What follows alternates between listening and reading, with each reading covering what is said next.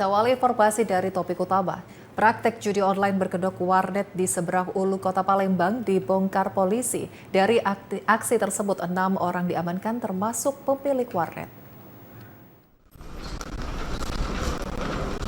Direktorat Reserse Kriminal Umum Polda Sumsel membongkar praktek judi online berkedok warnet yang berlokasi di lorong Sungai Aur, Kelurahan 10 Ulu, Kecamatan Seberang Ulu 1.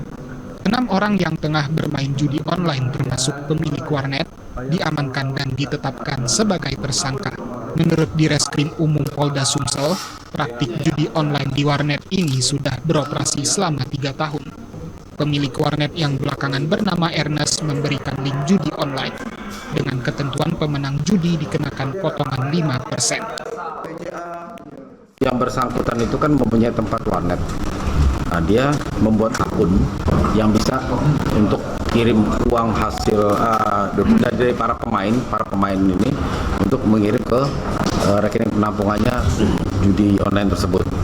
Nah, kemudian dia menjadikan tempat di warnet itu, para pemain itu akan mengikuti, akan main judi, dia masukkan dulu uangnya ke rekeningnya si pemilik tempatnya, si tersangka utama ini.